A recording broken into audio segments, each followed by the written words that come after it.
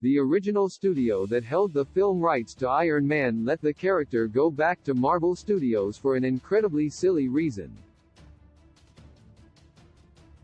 Every MCU fan knows how Iron Man not only launched the B-list character into mainstream popularity but also kicked off the successful cinematic universe that is still running to this day with multiple films a year and streaming series. It is quite possible that, if not for Iron Man, the MCU would not exist.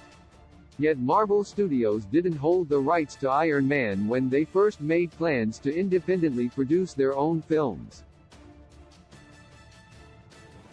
For years, Iron Man was in development at New Line Cinema, the studio that had launched successful series like A Nightmare on Elm Street, the live-action Teenage Mutant Ninja Turtles trilogy, the Blade trilogy, and the Lord of the Rings trilogy. At one point during development at New Line Cinema, Iron Man was set to be directed by Nick Cassavetes, and Tom Cruise was considered for the lead role of Tony Stark. New Line Cinema let the film rights to Iron Man lapse in 2005, allowing them to go to Marvel Studios, and it appears it was one studio executive who changed the course of Hollywood forever. In a recent report in THR, a little tidbit about the behind-the-scenes development of Iron Man is mentioned. According to a source, New Line Cinema's founder Bob Shaye let the Iron Man film rights go because he didn't think the character made sense, as he thought he was too heavy to fly. While the MCU has made wonderful flights of fancy in comic book superhero storytelling more mainstream, in the early 2000s this type of thinking was commonplace. It is this creative mindset that led to Galactus being reimagined as a Cloud in Fantastic Four: Rise of the Silver Surfer, or a Superman movie that almost featured Superman fighting a giant spider. However, this studio's short-sightedness is exactly why Marvel Studios wanted to produce their own films independently, so they could have creative control over their characters. One wonders how the comic book superhero landscape might have been altered had New Line Cinema moved forward with their version of Iron Man.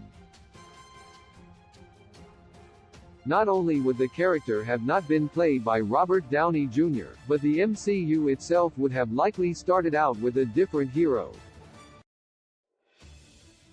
The MCU may have still kicked off if the studio instead chose to start with Captain America or Thor, but it felt like Iron Man was the perfect hero that the franchises needed at that moment.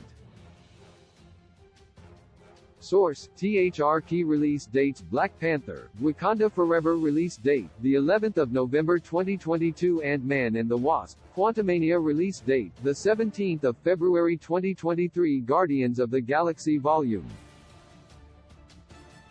3 release date, the 5th of May 2023. The Marvels, Captain Marvel 2 release date, the 28th of July 2023. Blade 2024 release date, the 6th of September 2024. Captain America, New World Order release date, the 3rd of May 2024. Marvel's Thunderbolts release date, the 26th of July 2024. Marvel's Fantastic Four release date, the 14th of February 2025. Avengers, The Kang Dynasty release date, the 2nd of May 2025. Avengers, Secret Wars release date, the 1st of May 2026.